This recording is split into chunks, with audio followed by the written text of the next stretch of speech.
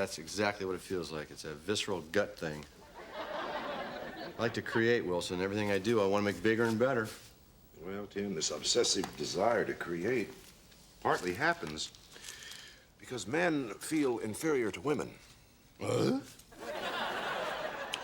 It's because we can't bear children. I don't mind the boys that much.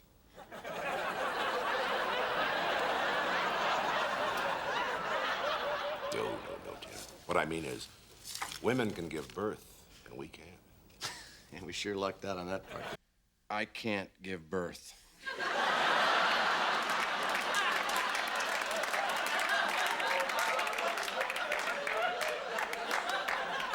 It's a problem in my gut with a visceral thing, and it's really, really hard to explain. Don't try.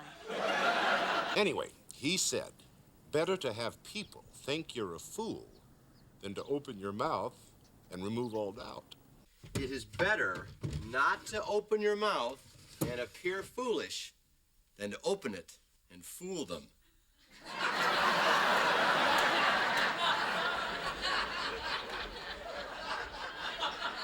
Thank you, honey. That's a big help. It's not my fault that women have not ruled the world, men have ruled the world. Well, that hasn't always been true, Tim. Huh? There was a time when we had a matriarchal society. Matriarchal society? Mm-hmm. Run by maitre d's? No, Tim, it's when women rule the world. Get out of here. Well, they didn't have wars, they had bake-offs?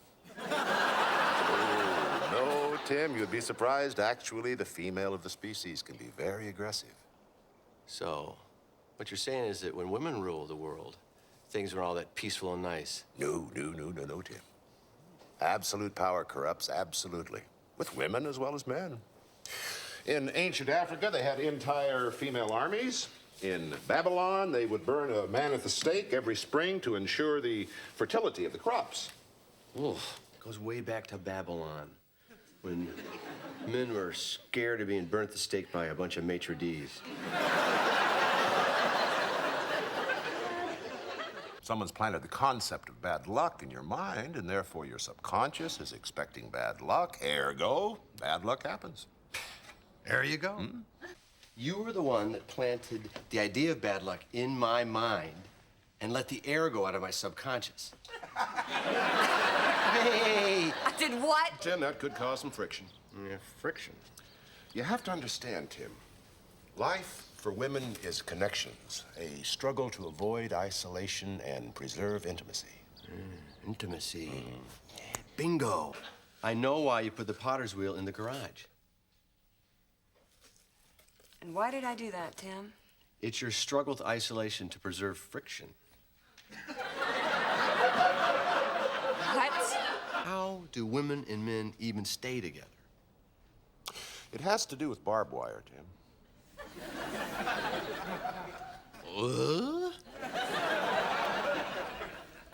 As a boy, I used to spend summers at my Uncle Leonard's farm, and at the edge of his property, he had a huge oak tree. Running through the middle of that tree was an old barbed wire fence. Went right through the tree? Right through the middle of the tree. When a tree is planted close to a fence, it has nowhere to grow. As it expands and grows bigger, it extends over the fence and slowly envelops the wire. The two separate entities gradually become one. Am I the tree or the barbed wire? Well, I don't think you're the tree, Tim.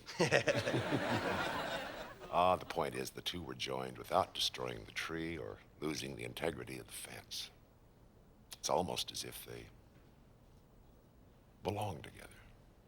It's just that sometimes I don't know where my fence ends and your tree begins. Huh? See, it's not unlike what the ancient Greeks felt during a dithyramb. Dithyramb? How do you spell that? Well, let's just say a poem with wild and irregular rhythms. Let's just say that. Right. The dithyramb actually was a prelude to Greek theater. There was much stylized dancing and chanting as 50 naked men danced to the beat of a drum. I think there's a place like that down by the airport. You guys making music like that, it reminds me of a Dithram, you know? That Greek thing where 50 guys get that naked and dance in a field. Yeah!